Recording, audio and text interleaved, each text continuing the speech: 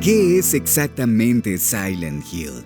La respuesta para esa pregunta es diferente dependiendo de cada persona. Algunos te dirán que es un pueblo embrujado, uno que en algún momento fue bastante normal, pero que con el paso del tiempo se corrompió por las ambiciones de un antiguo culto religioso. Otros te dirán que es un purgatorio, un lugar que existe más allá de la conciencia y cuyo único propósito es torturar a aquellos que se adentren en él, reflejando sus traumas e inseguridades en estas criaturas retorcidas. Pero unos cuantos más te dirán que Silent Hill es mucho más que eso.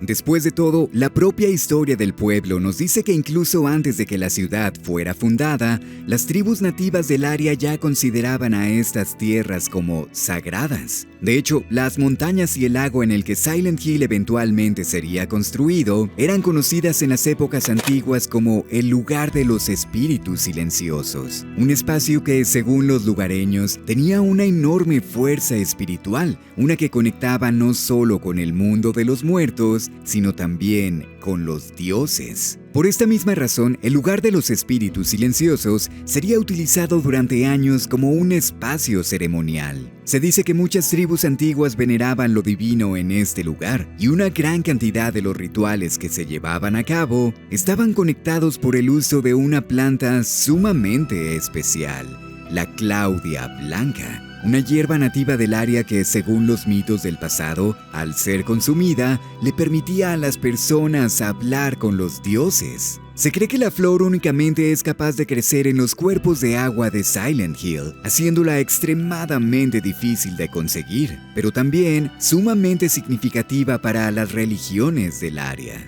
Y aunque más adelante se descubrió que en realidad la planta contenía una gran cantidad de alucinógenos, esto no detendría las supersticiones sobre su poder. La Claudia Blanca se convertiría en un elemento tan icónico de las creencias de este lugar que cuando el pueblo de Silent Hill eventualmente fue construido, la orden, es decir, el culto religioso que llegó junto con él, también la utilizaría en sus propios rituales, lo cual pondría en marcha los eventos y conflictos que ahora todos conocemos. El sufrimiento de Alessa, el deseo de traer a la vida a los antiguos dioses y la creación de este mundo retorcido. Pero antes de que todo eso sucediera, hubo otro incidente, uno que pasó muchos años antes en un lugar completamente alejado de Silent Hill. Uno que no debería de tener absolutamente ninguna conexión con el pueblo, pero que de alguna manera la tiene. Tomando lugar en los años de 1960, Silent Hill F nos pone en el papel de una joven con el nombre de Hinako, una estudiante de secundaria que vive en el pueblo rural de Ebisugaoka, simplemente una comunidad con creencias bastante arraigadas. Una de las primeras cosas que descubrimos sobre nuestra protagonista es que esta no tiene una muy buena relación con su familia. Su padre en particular es una persona bastante agresiva y su madre, bueno, solo es una ama de casa, pero Hinako la desprecia de la misma manera por el simple hecho de que ésta es incapaz de defenderse o de siquiera admitir que existe algún tipo de problema. Esta relación tan conflictiva ha llevado a nuestro personaje a desarrollar un enorme rechazo hacia la idea del matrimonio. De hecho, un poco más adelante, descubrimos que incluso desde su infancia, Hinako ya sentía una especie de repulsión hacia todo lo femenino, lo cual la llevaría a pasar casi toda su infancia jugando con niños en lugar de con niñas. En pocas palabras, nuestra protagonista detesta la forma en que las mujeres son tratadas dentro del pueblo, o mejor dicho,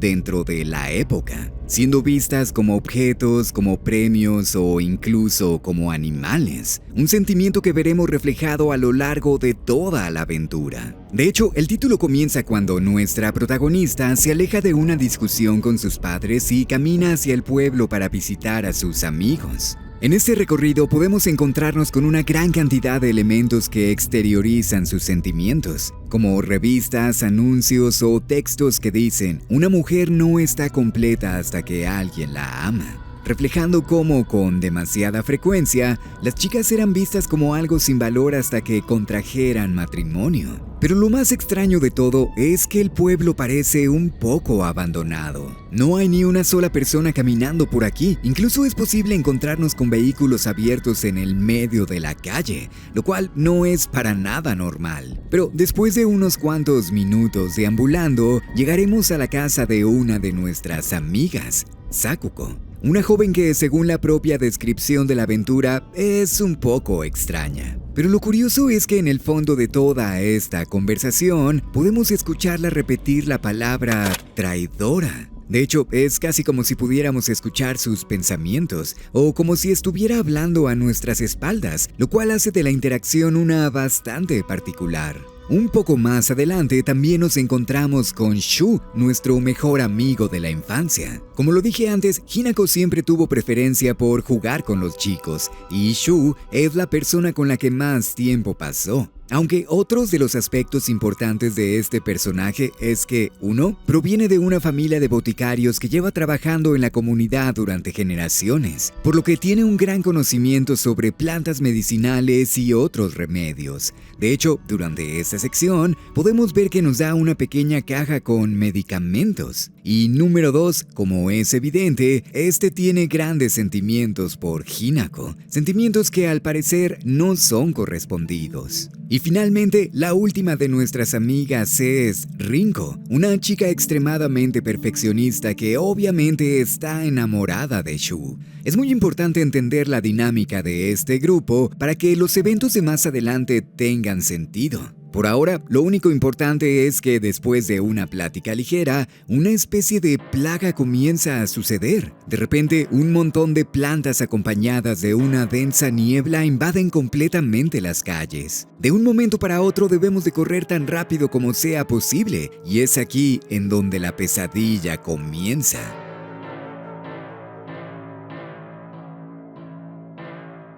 Al más puro estilo de Silent Hill, ahora nos encontramos perdidas en un pueblo abandonado repleto de peligros, sin saber exactamente qué es lo que está sucediendo, ni cómo las cosas pudieron irse al demonio de una manera tan repentina. Afortunadamente, podemos utilizar el medicamento que Shu nos acaba de dar para recuperar y mantener la cordura. Pero no pasa mucho tiempo antes de que los monstruos comiencen a aparecer. Desafortunadamente, por la naturaleza tan gráfica de esta aventura, hay unas cuantas criaturas que no puedo mostrar completamente en pantalla, pero lo que sí puedo hacer es describirlas y utilizar el mismo arte del juego. El primer monstruo que llegamos a ver es una especie de maniquí femenino con una gran cantidad de heridas a lo largo del cuerpo y con una sonrisa bastante retorcida. Esto obviamente representa la forma en la que Hinako cree que las mujeres son vistas en la sociedad, siendo consideradas como un mero objeto decorativo. De hecho, los movimientos de estas criaturas son muy similares al de una marioneta. Casi pareciera que hay unos hilos invisibles controlándolas desde lo lejos, lo cual obviamente es sumamente relevante. Porque podemos descubrir a través del diario de nuestro personaje que ésta odia que otras personas le digan lo que debe de hacer. Incluso cuando sabe que los demás solo intentan ayudarla, o incluso cuando sabe que tienen la razón, esta prefiere equivocarse cientos de veces antes que hacer lo que otro le ordena. Es decir, que detesta la idea de ser controlada. Durante una buena parte del juego, esto es lo que debemos de hacer. Deambulamos por el pueblo, peleamos contra todo lo que vemos e intentamos escapar con nuestros amigos. Aunque para nuestra mala fortuna, no tardamos mucho en darnos cuenta de que Sakuko falleció durante el inicio de todo, por lo que lo único que nos queda es llorar su muerte durante unos segundos. Pero algo muy interesante sucede después. Cada cierto tiempo, nuestra protagonista parece perder el conocimiento, desmayándose de manera repentina en donde sea que se encuentre. Y cuando esto sucede, despertamos en un lugar completamente distinto, uno oscuro, tranquilo y místico. La primera vez que llegamos aquí, nos encontramos con un individuo con máscara de zorro, el cual por las cosas que dice parece que ya nos conoce, pero nosotros no tenemos ningún contexto sobre él. Lo único que sabemos es que debemos seguirlo. Es bastante obvio que este lugar es el otro mundo, la realidad paralela que vemos en cada una de las entregas de Silent Hill. La única diferencia es que la estética oxidada, industrial y violenta a la que estamos acostumbrados es una creada por el propio sufrimiento de Alessa, mientras que aquí el otro mundo refleja las leyendas y tradiciones del pueblo en el que vivimos. De hecho, este lugar parece estar inspirado en el inframundo del folclore japonés, un espacio de perpetua oscuridad en el que los espíritus del mundo viven en eterna juventud. Y es aquí en donde debemos enfrentarnos al segundo tipo de enemigo que veremos a lo largo del juego, una criatura sin rostro que utiliza el sonido para atacarnos. Al igual que antes, es bastante escalofriante y mucho más agresivo. Pero después de unos minutos peleando y resolviendo varios rompecabezas, eventualmente regresaremos al mundo real. Esta es una estructura bastante similar a la que podemos observar en prácticamente todos los juegos de Silent Hill, en donde nuestros protagonistas constantemente se encuentran viajando entre dos realidades diferentes, sin estar completamente seguros de cuál es la verdadera, y cuestionando su propia cordura durante todo el proceso. Y esta es la base del juego. Pasamos nuestro tiempo en el mundo real intentando encontrar una salida del pueblo, brincando de un lugar a otro solo para lidiar con un obstáculo diferente en cada ocasión. Y pasamos nuestro tiempo en la otra realidad resolviendo acertijos con la esperanza de descubrir qué es lo que está sucediendo. Algunos jugadores disfrutarán más de una sección que la otra, pero para ser honesto, ambas tienen su lado interesante. En el pueblo, por ejemplo, podemos ver que Rinko se muestra cada vez más celosa de la relación que tenemos con Shu, y también podemos encontrar varias notas que nos cuentan sobre las tradiciones y creencias del lugar. Algunas nos hablan sobre deidades, mientras que otras nos dicen que una gran parte de la población siente un rechazo bastante grande hacia la medicina moderna, por lo que muchos prefieren la herbolaria o incluso la religión como método curativo. De hecho, algunos doctores se quejan de que las personas solo acuden con ellos cuando ya es demasiado tarde, cuando sus padecimientos ya se han extendido, lo cual nos demuestra lo arraigadas que las creencias del pasado están en la comunidad. Entre las calles repletas de niebla también podemos encontrarnos con una gran variedad de enemigos diferentes, como una variación del monstruo que acabo de mencionar hace unos minutos. Pero la parte interesante sobre él no es su apariencia, ni tampoco su significado, sino la descripción que Hinako nos ofrece, diciendo: un monstruo especialmente sospechoso que camina a 4 patas, esos ojos voraces, esas palmas grasientas, esa manera tan asquerosa de actuar conmigo como si fuéramos amigos. Es todo de lo más repulsivo. Además, ni mira a los chicos. Típico. ¿Qué clase de perspectiva es esta? ¿Esa manera tan asquerosa de actuar conmigo como si fuéramos amigos? ¿Qué demonios significa? A decir verdad, casi pareciera que nuestra protagonista está describiendo no a una criatura, sino a una persona. Y eso se aplica para una gran cantidad de los monstruos que vemos a lo largo del juego. Un monstruo con una enorme masa de caras. No me suena ninguna de ellas, pero ellas parecen conocerme a mí. Un monstruo que tiene un enorme tambor taiko en la boca. Intenta anular cualquier sonido con su potente voz y sus golpes. Siempre ha sido así. Por algún motivo, Hinako constantemente escribe estas anotaciones que a veces parecieran no encajar con lo que estamos observando. Le da estas características sin sentido a cada uno de sus enemigos, lo cual, obviamente, establece desde una etapa bastante temprana que hay algo raro sucediendo. Bueno, más raro de lo que ya es evidente. Un poco más adelante, esta vez en el mundo de ensueño, incluso debemos de enfrentarnos a una criatura idéntica a Sakuko, sin ningún tipo de explicación ni nada parecido. Lo único que sabemos es que su apariencia tiene un aspecto ceremonial porque su familia es la encargada de uno de los santuarios del pueblo, y su sueño era precisamente continuar con ese legado. Esto lo descubrimos un poco más adelante durante una sección bastante larga en la que debemos de resolver una serie de rompecabezas, cada uno conectado de alguna manera con un compañero. De hecho, este santuario o este lugar parece revelar las verdaderas emociones de las personas, casi de la misma forma en la que el otro mundo de Silent Hill amplifica los traumas e inseguridades de los individuos.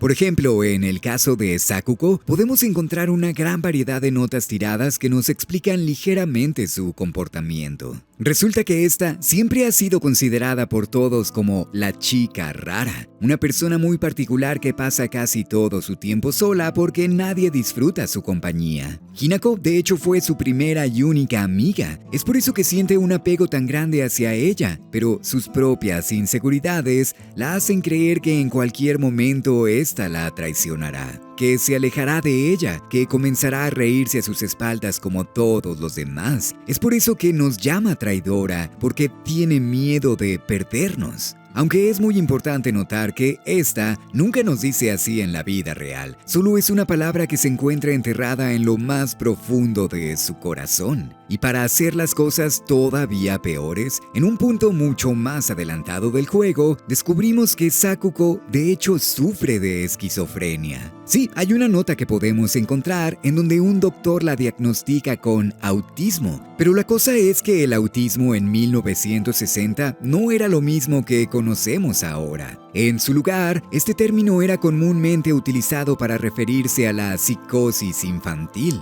es decir, niños que sufrían de alucinaciones y pérdida de contacto con la realidad. En el caso de Sakuko, esta constantemente escucha voces en su cabeza. Según ella, son las voces de los dioses y en algunos casos de otros espíritus. Pero su madre le dice que nunca debe platicar con nadie sobre esto porque obviamente todos la considerarán como una lunática. Y en un pueblo tan pequeño, una vez que un rumor comienza a propagarse, es casi imposible apagarlo. Todo esto ha llevado a Sakuko a desarrollar una enorme fobia por la oscuridad, en parte porque le recuerda lo sola que está, pero sobre todo porque amplifica las voces que escucha. Lo cual hace de esta, al menos desde mi punto de vista, una de las historias más trágicas dentro del juego. Pero entonces tenemos a Rinko, la cual es completamente diferente.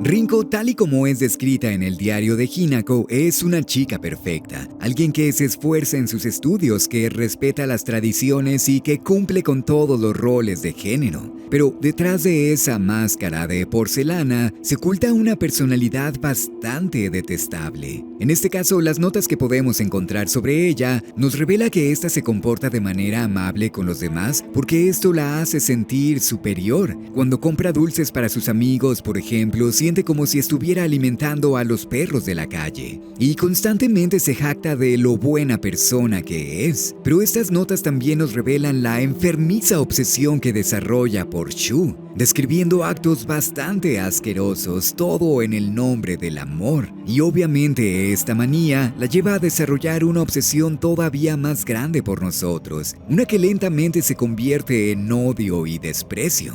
Rinko aborrece a Hinako, simplemente porque Shu le presta demasiada atención. De hecho, cuando llegamos a su habitación, podemos ver que los dibujos que ésta tiene sobre él lentamente se van convirtiendo en imágenes distorsionadas de nosotros, demostrando que su odio incluso ha llegado a superar su amor. Pero aquí es donde viene la parte realmente interesante. Todos los rompecabezas que resolvemos en este lugar, aunque no es evidente al principio, tienen el único objetivo de acabar con la vida de nuestros amigos. Sí, conseguimos 3 medallones que nos permiten incinerar el cuerpo de Rinko. Conseguimos 2 cubiertas de lámparas con las que podemos dejar a Sakuko en completa oscuridad, ocasionándole un paro cardíaco a consecuencia de su fobia. Y asfixiamos a Shu con una cadena. Pero lo más extraño de todo es que Hinako nunca tiene ni una reacción ante estos eventos. Un momento estamos intentando escapar junto con ellos del pueblo y al siguiente los aniquilamos sin ningún tipo de remordimiento. Es casi como si esta fuera una persona completamente distinta, como si su personalidad hubiera cambiado de golpe. ¿Por qué Hinako está haciendo estas cosas? ¿Por qué nada parece importarle? ¿Por qué ha perdido todas sus emociones? Un poco más adelante, descubrimos que este es de hecho un ritual para cortar los lazos del pasado. Ese es su significado, y la peor parte es que esto solo es el comienzo.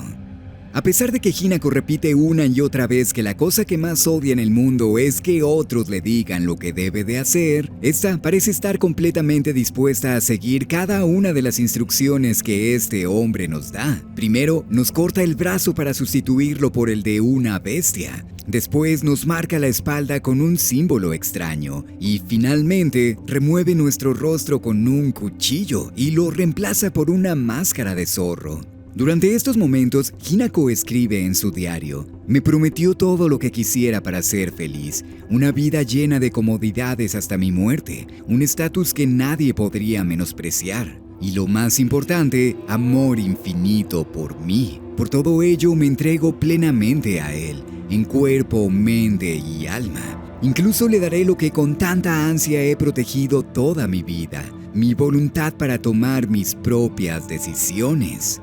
Lo cual contradice completamente la imagen que teníamos sobre nuestra protagonista hasta ahora, la imagen que el juego, al menos durante sus primeras horas, se esforzó tanto por remarcar. Honestamente, todo es tan confuso que si no prestas mucha atención, podría parecer como si nada tuviera sentido. Sobre todo cuando el juego se transforma de una aventura de horror a una carnicería en la que nada puede detenernos. Esto crea una disparidad bastante grande entre las dos realidades en las que nos encontramos. Por un lado, en el mundo real somos vulnerables y debemos de movernos con cuidado, y por el otro, obtenemos tanto poder que prácticamente podemos hacer pedazos a todos. Durante estos momentos, el juego se convierte en un opuesto perfecto de sí mismo, de la misma manera en la que Hinako parece contradecirse más y más conforme vamos avanzando. Pero claro, hay una razón para esto.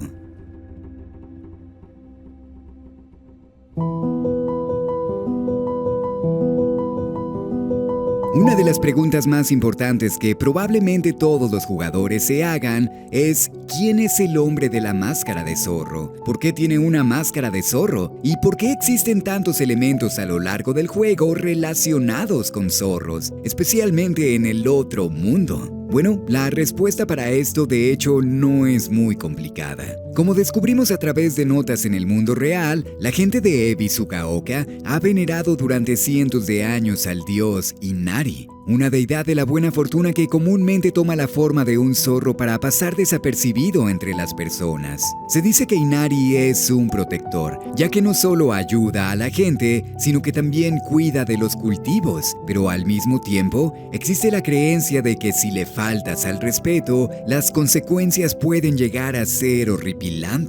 Hay historias de personas que simplemente aparecen muertas después de escupirle a una de sus estatuas, y otras que describen insectos saliendo del cuerpo de aquellos que hablaron mal sobre él, por lo que la devoción hacia esta figura existe no solo por admiración, sino también por miedo. Y como ya sabemos que Silent Hill, incluso si no nos encontramos ahí, tiene el poder de amplificar los temores de las personas, solo es natural que el otro mundo se encuentre repleto de imágenes como estas. Pero hay otra razón. Una nota dentro del juego nos explica que el término boda del zorro es una expresión popular que se utiliza para referirse a cuando llueve mientras todavía brilla el sol. Pero dentro de este pueblo en particular, también se utiliza para referirse a cuando los espíritus se llevan a una joven mujer. En pocas palabras, se tiene la creencia de que cuando una chica desaparece es porque un señor zorro se la llevó para casarse con ella. Esta simple pieza de información, aunque pudiera parecer irrelevante al principio, de hecho nos ofrece una gran cantidad de contexto sobre lo que está sucediendo. Resulta que el ritual para cortar los lazos del pasado por el que hemos atravesado es simplemente una ceremonia de bodas, o al menos la representación ficticia de una.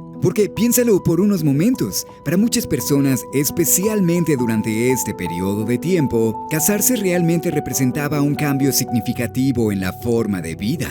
Significaba dejar atrás a los amigos, dejar atrás a la familia y a tu antiguo hogar. Y en el caso de Hinako en particular, crecer viendo el sufrimiento de su madre la llevó a ver el matrimonio como el final de la vida de una mujer. Para ella, casarse significa la muerte, significa el abandono total de la persona que es. Es por eso que a lo largo del juego podemos encontrar incontables imágenes como estas, ilustraciones en donde podemos ver figuras femeninas, pero siempre sin rostro. Porque para Hinako eso es lo que representa el matrimonio, la ausencia de una personalidad, el sometimiento de todos los deseos. Incluso nuestra hermana es retratada de esta manera. La primera escena que vemos dentro de toda la aventura es una cinemática muy emotiva que compartimos con ella. Pero la parte interesante es que nunca podemos verle la cara. Y cuando por fin esta aparece en el mundo de la niebla, lleva puesta una máscara que oculta su rostro y, tal vez más importante,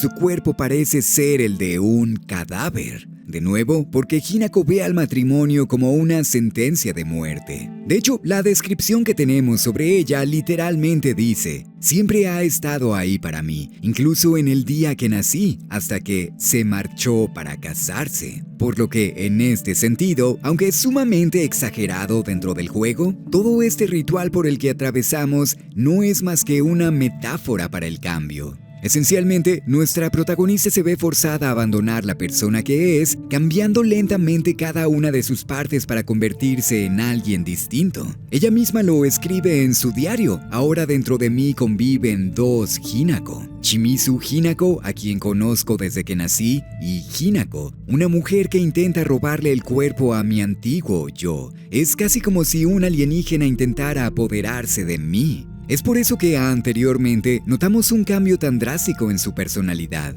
Aunque, ¿por qué el matrimonio representa algo tan traumático durante los eventos del juego como para verse reflejado de esta manera? Es algo que aún debemos de descubrir. Verás, mientras que el ritual toma lugar en el otro mundo, en la vida real, Hinako continúa deambulando por las calles en busca de sus compañeros. Por algún motivo, cada vez que los encontramos, estos simplemente desaparecen. Los buscamos en el campo, los buscamos en la escuela, los buscamos en sus propios hogares, pero llega un punto en el que nunca más los volvemos a ver. Y la infección junto con la niebla y los monstruos se expanden de una manera tan grande que lo único que nos queda es regresar a nuestra casa. Y es aquí en donde el juego cambia de una manera completa.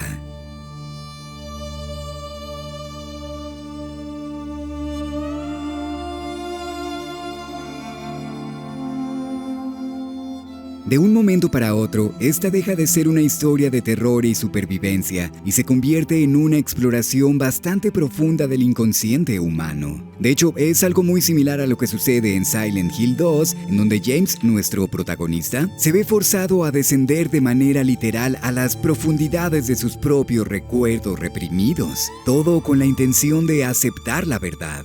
Y esto es lo mismo que sucede con Hinako. Una vez que atravesamos la puerta de nuestro hogar, esta se ve forzada a enfrentarse a sus propias emociones. Es muy evidente desde el mero comienzo que para este punto incluso la realidad se ha comenzado a distorsionar. Nuestra casa parece ser de un tamaño indescriptible, con decenas de habitaciones y pasillos que no tienen sentido. Una de las primeras cosas importantes que descubrimos es que nuestra familia parece estar en una estresante situación financiera. Aparentemente nuestro padre tiene una enorme deuda que debe pagar. Y en más de una instancia, tenemos la oportunidad de presenciar una de las tantas discusiones que hemos tenido con él. Hay una en particular en donde este parece estar tan molesto que incluso lanza un cuchillo en nuestra dirección. Y es justamente después de estos momentos que podemos leer uno de los pensamientos más significativos que nuestra protagonista tiene a lo largo del juego, el cual dice: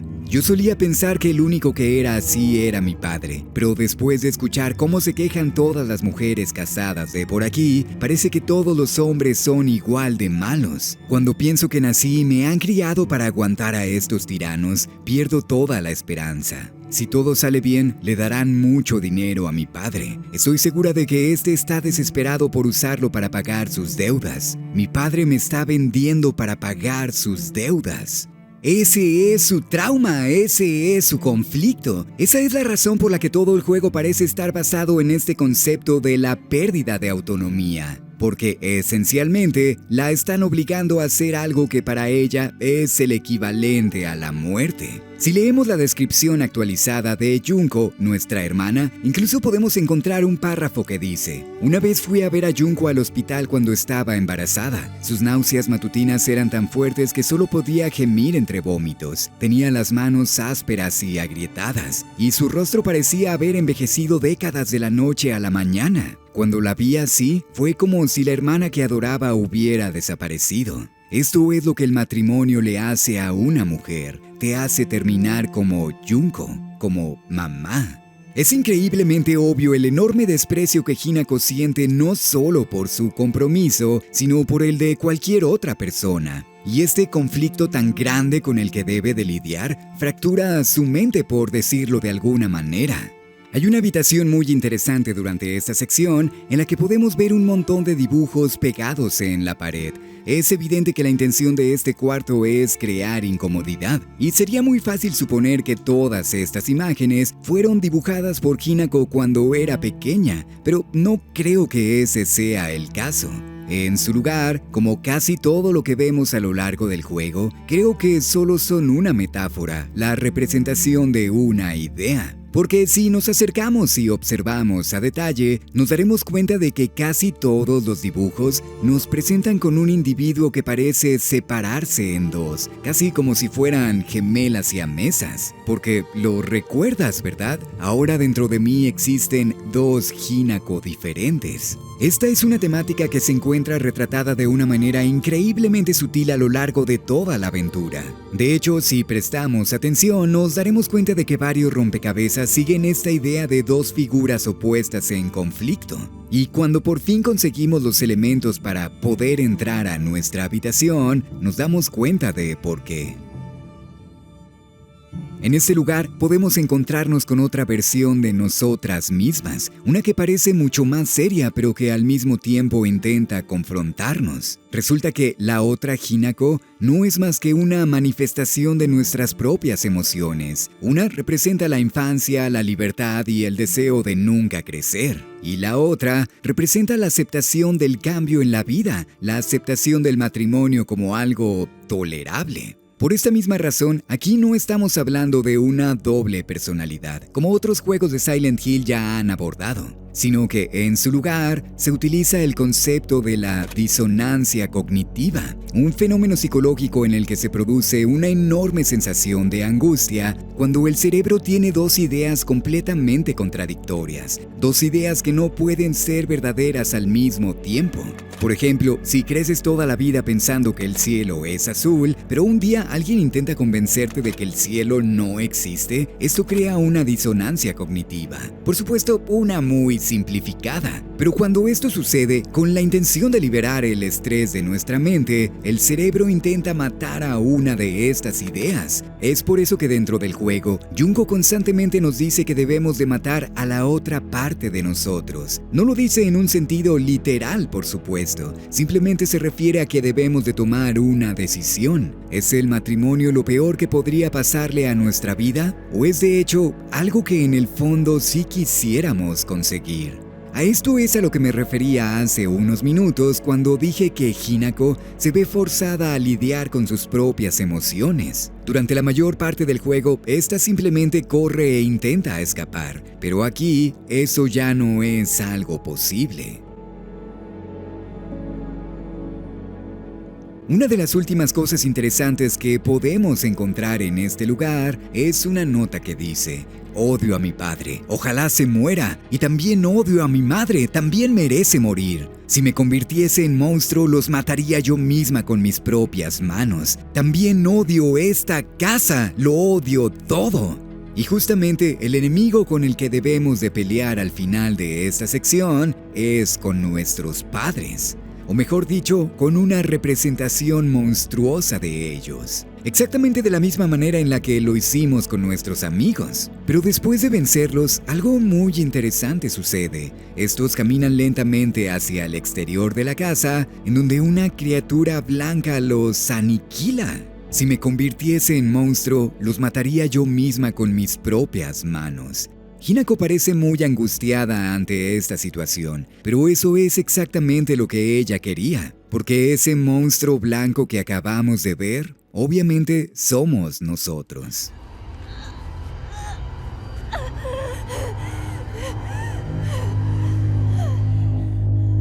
A lo largo del juego y en incontables ocasiones, nos encontraremos con una antigua muñeca tirada por ahí. Por alguna razón, esta parece estar protegiéndonos de algo, dejándonos todo tipo de advertencias sobre el hombre de la máscara de zorro y sobre algunos de nuestros amigos. Voluntariamente evité hablar sobre ella hasta ahora para poder incluirla en esta sección, ya que la muñeca, al igual que la dama de blanco, no son más que representaciones sumamente exageradas de las dos ideas conflictivas que existen dentro de la mente de Hinako. Una representa el pasado y el deseo de que todo se mantenga como está, y la otra representa el futuro y la aceptación del matrimonio. Esencialmente, son dos fuerzas opuestas. Si prestamos atención al ritual por el que hemos estado atravesando, nos daremos cuenta de que este lentamente nos ha estado transformando en esta figura. Y es que, de una forma muy similar a como Pyramid Head actúa como una sombra de James, una parte de sí mismo que se rehúsa a aceptar, esta criatura es una sombra de nosotros. Una que encapsula perfectamente todos nuestros temores y los retuerce con la única intención de torturarnos. Lo cual es evidente por el hecho de que ésta lleva puesto un atuendo tradicional de las ceremonias de matrimonio. Y al más puro estilo de Silent Hill, obviamente, este es el último enemigo contra el que debemos de pelear. Pero algo muy interesante sucede durante esta confrontación. Por algún motivo, Hinako saca las pastillas que hemos utilizado durante todo el juego para curarnos y comienza a consumirlas por montones. Esto aparentemente la lleva a desarrollar una especie de estado de paranoia, que es cuando la pelea toma lugar. Pero después de que terminamos con esto, comenzamos a correr por los pasillos del templo, después por las calles de la ciudad y eventualmente por cada uno de los lugares que hemos atravesado hasta ahora. Es casi como si las dos realidades se estuvieran fusionando. Y por algún motivo que no conocemos, de un momento para otro, las píldoras simplemente aparecen por montones en el suelo, hasta que eventualmente llegamos a una puerta y lo único que podemos ver son las sirenas de la policía reflejándose en el ambiente. Y el juego termina.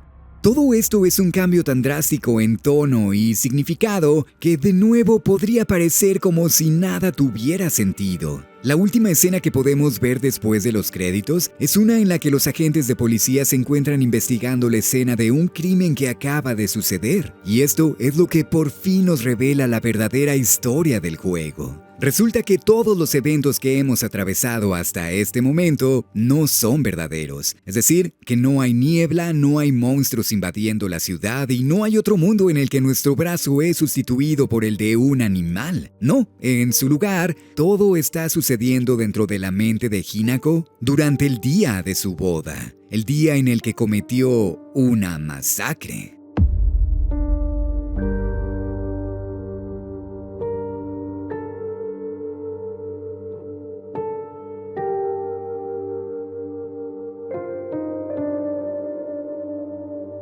Hay una frase muy emblemática que es utilizada en Silent Hill 3, en donde uno de los personajes nos dice: ¿monstruos se ven como monstruos para ti? Esto causa un impacto bastante grande la primera vez que lo escuchamos, porque sea verdadero o no, planta esta duda en tu cabeza que te hace cuestionar tus propias acciones. Por un segundo, consideras la posibilidad de que las incontables criaturas que hemos aniquilado a lo largo del juego en realidad no son monstruos, sino personas distorsionadas por la propia fuerza del pueblo o por la propia inestabilidad de nuestra mente. Y eso es exactamente lo que sucede en Silent Hill F. Sí, estos no son monstruos, son nuestros amigos, son nuestros familiares, son nuestros invitados. Y nosotros los estamos masacrando a todos uno por uno. Es por eso que las descripciones de esas criaturas a veces parecían tan extrañas. Un monstruo con una enorme masa de caras, no me suena ninguna de ellas, pero ellas parecen conocerme a mí. Con este contexto, es sencillo deducir que esta amalgamación de rostros simplemente son las personas que se encuentran en la ceremonia, invitados que obviamente Hinako no conoce o que es incapaz de distinguir entre la multitud. Y es por eso también que muchos de los enemigos con los que peleamos son nuestros amigos y familiares. Esa es la verdadera historia que está sucediendo dentro del juego. No una paranormal, sino una bastante seria en la que la enorme presión de nuestros propios pensamientos, amplificada por el uso de las píldoras que antes mencionamos, nos lleva a desarrollar un brote psicótico en el día de nuestra boda, en el que, lamentablemente, acabamos con la vida de todas las personas que queremos. Y tal vez te preguntes, ¿qué tienen que ver los medicamentos con todo esto? Y ese es probablemente uno de los mejores cuestionamientos que nos podemos hacer. Hay una parte dentro del juego en donde debemos de visitar la casa de Shu, y en la parte trasera de este lugar podemos encontrarnos con unas flores blancas que realmente no aparecen en ninguna otra parte del pueblo. Por supuesto, esto podría sonar como algo completamente irrelevante, pero en una pequeña cabaña que se encuentra justo al lado, podemos encontrarnos con una nota junto a una de estas flores, la cual dice: Hinako comenzó a quejarse de dolores de cabeza en el instituto de secundaria. Le recomendé medicamentos sin receta, pero no tardó en pedirme más y con mayor frecuencia. Esto parece indicarnos que las píldoras que hemos consumido son fabricadas con esta planta. Y de nuevo, podría parecer como algo carente de importancia, pero aquí es en donde viene la parte interesante. Regadas por el mundo, podemos encontrar varias notas que nos hablan sobre esta hierba misteriosa. Una de ellas dice: leyendo herbología exótica, he aprendido que el Hakura Makakura se hace moliendo las semillas de la escasísima hierba Hakusou. Dicha hierba es muy difícil de cultivar, ya que requiere de un entorno muy específico para crecer. Esta hierba medicinal se encuentra en estado salvaje en muy contadas ocasiones, y es tan preciada que se ha ganado el título de Flor de los Dioses. Según el folclore, esta hierba permite hablar con los dioses, visitar sus tierras e incluso despertar poderes latentes. ¿Suena familiar? Si bien el nombre de Claudia Blanca nunca es utilizado de una manera directa, es bastante obvio por la descripción y los efectos de la planta que estamos hablando de la misma sustancia. Pero ¿cómo es que esta llegó desde Silent Hill hasta este lugar? Tal vez te preguntes. Y bueno, eso lo descubrimos en otra de las notas. Un misionero extranjero la trajo a Japón junto con una extraña medicina que se decía permitía hablar con los espíritus divinos. Este medicamento llegó a ser conocido como Kakura Makakura. Sin embargo, para entrar en contacto con los dioses, primero hay que liberar el alma. El problema está en que, al hacerlo, el individuo cae en un estado temporal de inconsciencia. Esto parece sugerir o prácticamente confirmar que todo lo que vivimos a lo largo del juego fue un producto de nuestra propia imaginación, uno ocasionado por las propiedades alucinógenas de este medicamento. En realidad, Hinako y sus compañeros ya ni siquiera están en la secundaria, ahora todos están en sus 20s, y los eventos que experimentamos en el juego son una combinación de recuerdos, fantasías y un poco de realidad. La primera escena en donde nos encontramos con todos nuestros amigos, por ejemplo, sí está sucediendo, pero varios años después durante el día de nuestra boda.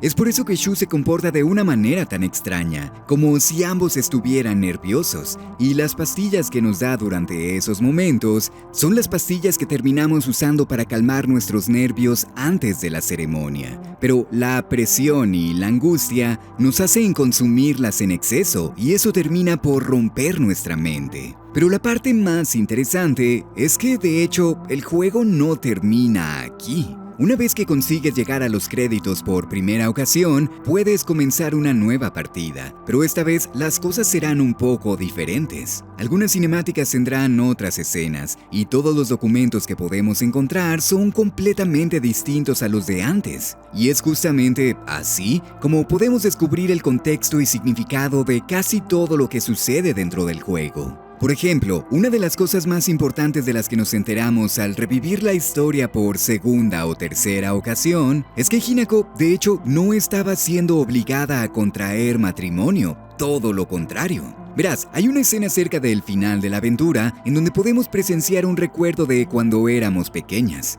en donde un niño es atacado por un zorro y nosotros lo ayudamos. El nombre de ese pequeño era Kotoyuki y desde ese momento desarrollaría un enorme cariño por Hinako. Resulta que Kotoyuki pertenecía a una familia importante, por lo que años más adelante, aún enamorado de nuestra protagonista, este pediría su mano en matrimonio, pero no como una obligación, sino porque simplemente quería hacerla feliz. De hecho, para él es sumamente importante que Hinako acepte su compromiso por su propia voluntad, y podemos ver que a través de los años, estos compartirían una enorme cantidad de cartas. Textos en los que cada uno describe sus sentimientos, sus inseguridades y las cosas que sienten el uno por el otro. Incluso podemos encontrar una carta escrita por Hinako que dice lo siguiente: no había nada que odiara más en el mundo que verme obligada a vivir como una chica formal. Pero cuando pienso en ti, empiezo a preguntarme si, quién sabe,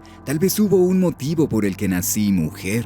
Espero que mis sentimientos lleguen hasta ti, como semillas de dientes de león transportadas por el viento. Esto nos prueba que Hinako de hecho sí quería estar con Kotoyuki, o al menos que gustaba de él. Pero como dije antes, la disonancia cognitiva a veces puede crear estragos dentro de la mente de alguien.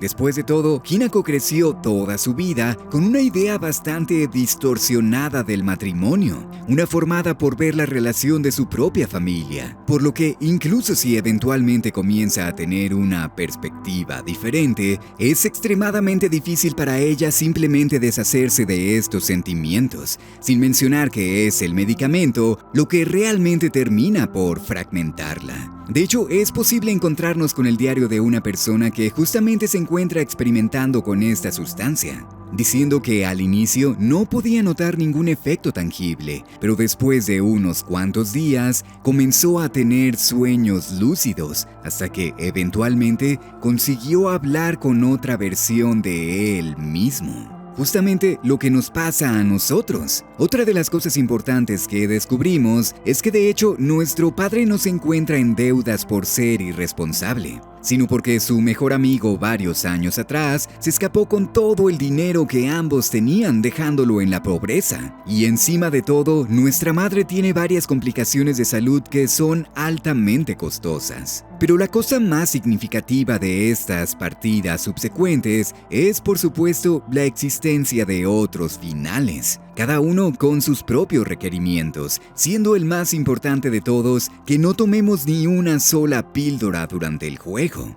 Al hacer esto, podemos obtener dos conclusiones diferentes. Una en la que Shu interrumpe la ceremonia porque obviamente aún tiene sentimientos por nosotros, lo cual nos lleva a enfrentarnos a una representación retorcida de él. Aquí de hecho descubrimos que este nos dio las pastillas completamente consciente de los efectos secundarios que podían llegar a tener. Pero lo hizo porque sabía que éstas tenían la capacidad para ponerte en contacto con tu yo interior. Así que pensó que al consumirlas, Hinako tendría un proceso de introspección que la llevaría a tomar la decisión adecuada, es decir, quedarse con él. Pero eso no es lo que sucede, porque al derrotarlo, Shu se ve obligado a aceptar las cosas como son. Y Hinako continúa con su matrimonio, lo cual podría sonar como un final relativamente feliz, excepto por el hecho de que en la última escena podemos escuchar a su otra parte gritando de miedo porque no quiere terminar como su madre, no quiere continuar con esto.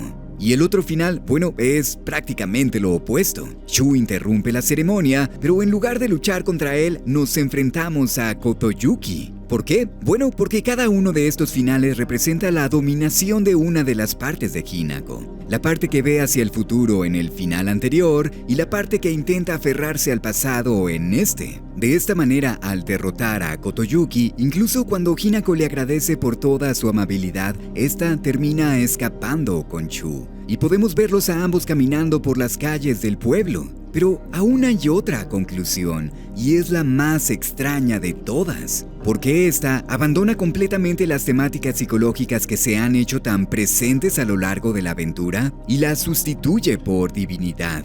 En este último final, resulta que Kotoyuki en realidad está siendo controlado por el dios Inari, y la muñeca que nos ha seguido a lo largo del juego contiene el espíritu de Tsukumugami, un dios rival que está molesto porque Inari le ha quitado sus seguidores, lo cual significa que todo lo que ha sucedido no es más que una consecuencia de la manipulación de estos individuos. En pocas palabras, es como si nos hubieran estado controlando como marionetas. Y al vencerlos, Hinako por fin consigue reconciliarse con su otra mitad, posponiendo la boda y viviendo a su propia manera.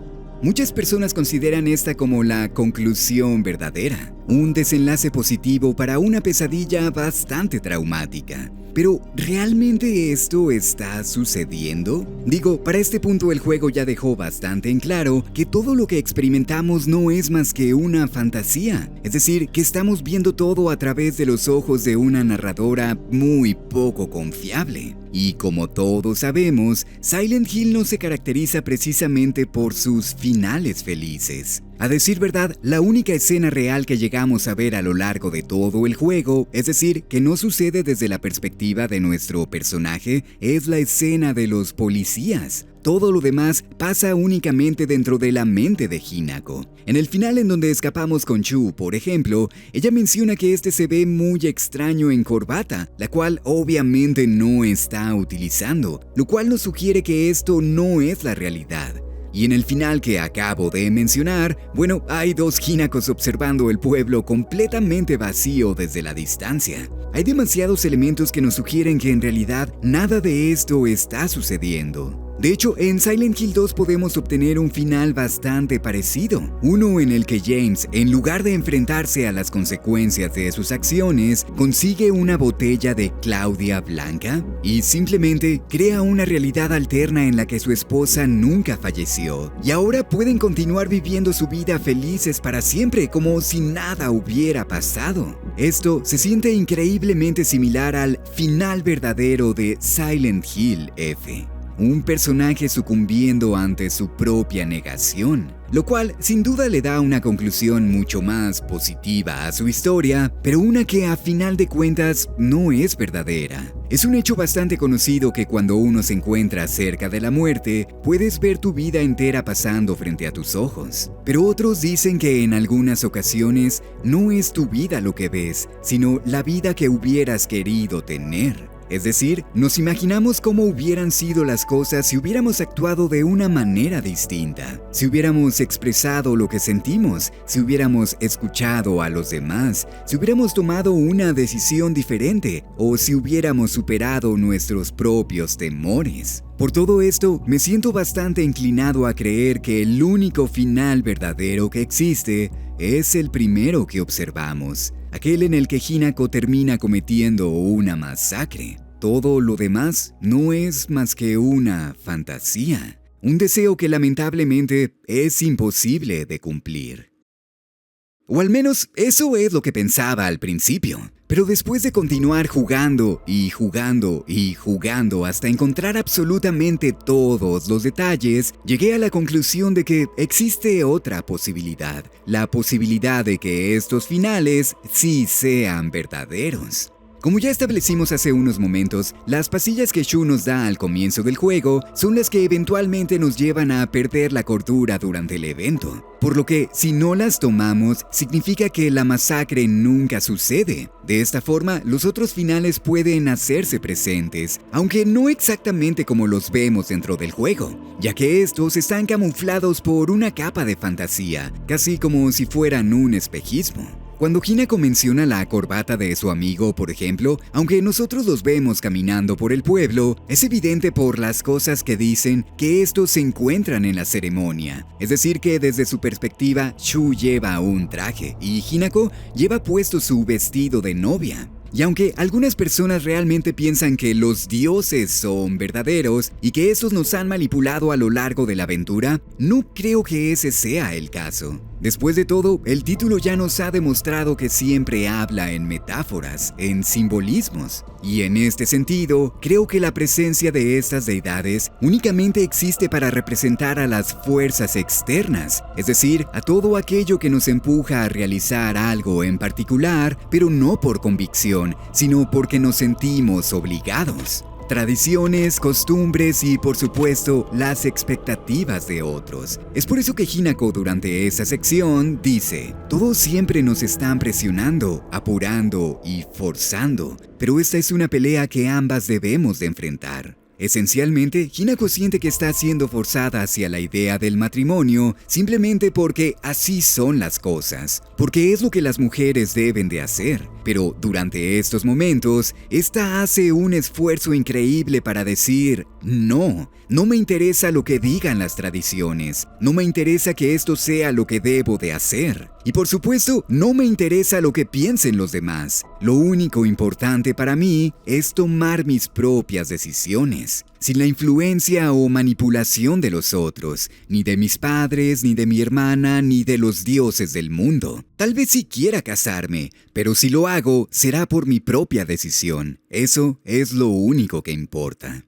De esta manera, al acabar con el poder de las tradiciones y el destino, podemos ser verdaderamente libres. Una metáfora perfecta para la lucha de liberación que las mujeres de 1960 estaban teniendo en Japón. Porque resulta que cuando no tenemos la presión de los demás sobre nosotros, nuestro conflicto interno se vuelve mucho más sencillo de resolver. Y es que ahora, con su mente tranquila, Hinako tiene la oportunidad de reflexionar sobre sus emociones y reconocer lo que siente. El pueblo vacío no es más que un símbolo de su propio inconsciente. Lo que antes era un lugar caótico repleto de dudas, violencia y pesadillas, ahora es uno de paz. Y esa es la historia de Silent Hill F.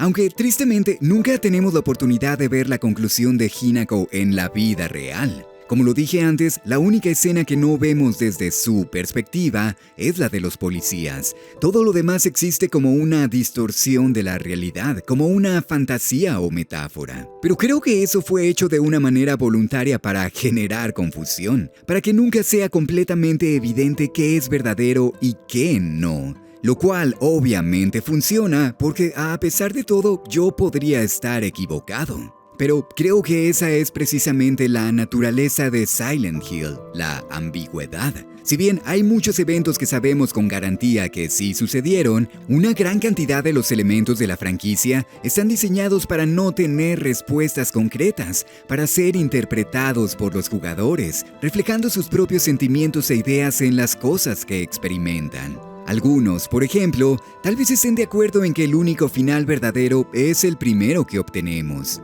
Otros tal vez piensen que los elementos religiosos del juego son demasiados para ser ignorados. Y unos cuantos más, no sé, tal vez incluso crean que la influencia de los dioses es algo que sí sucede. Y cada una de esas interpretaciones es tan válida como la mía. Porque después de todo, las historias de Silent Hill siempre han sido extremadamente personales. Y de la misma manera en la que Hinako solo es capaz de ver el mundo a través de sus ojos, nosotros debemos de ver el juego a través de los nuestros. Sé que muchas personas piensan que este no es un título verdadero de Silent Hill. Después de todo, no toma lugar en el pueblo, lo cual para algunos es un elemento indispensable. Pero a decir verdad, a mí me encantó la forma en la que el juego se conecta con las otras entregas. La presencia de la Claudia Blanca es, de hecho, una manera muy interesante de llevar el fenómeno de Silent Hill a otros lugares. Sin mencionar que lleva al surgimiento de varias preguntas, como ¿será que esta hierba es parcialmente responsable de los eventos que eventualmente suceden en Silent Hill? Después de todo, los mitos sobre ella nos dicen que al ser consumida, esta tiene la capacidad de despertar los poderes latentes de una persona. Por lo que no sería muy extravagante pensar que los poderes psíquicos de Alessa surgieron precisamente de aquí. O tal vez estas habilidades ya existían desde su nacimiento, pero la presencia de la flor en el pueblo las amplificó, las llevó a otro nivel. Porque sabemos con certeza que Alessa no es la única con poderes dentro del pueblo. Una de sus mejores amigas, Claudia Wolf, la cual fue bautizada precisamente en honor a la planta, se dice que tiene el poder de la clarividencia. Por lo que, si bien Silent Hill F se aleja un poco de los elementos tradicionales de la franquicia, creo que el juego de hecho abre todo un abanico de posibilidades para su futuro. Ahora sabemos que la pesadilla de Silent Hill no tiene por qué estar necesariamente encadenada al pueblo, y eso es algo interesante. Un elemento que olvidé mencionar, o que mejor dicho, no encontré dónde poner dentro del video, es la presencia de la Aglofotis. Para aquellos que no la conocen, en el universo de Silent Hill, esta es una sustancia roja que se dice tiene el poder para disipar las fuerzas demoníacas. De hecho, es lo que utilizamos para vencer al último jefe del juego en Silent Hill 1, y es lo que Heather utiliza al final de su aventura para liberarse de la criatura que crece dentro de ella. Según los textos de estas entregas, la Aglofotis es una sustancia extremadamente difícil de conseguir. Y ciertamente dentro de Silent Hill F podemos encontrarnos con un líquido rojo que se dice tiene el poder para repeler a los espíritus malignos, el cual no solo es utilizado como un medicamento ancestral, sino que directamente lo necesitamos para obtener el último final de la aventura, purificando una espada maldita que, por supuesto, actúa como una metáfora para nuestra propia maduración emocional. De nuevo, una pequeña conexión que hace que el mundo tenga un poco más de sentido,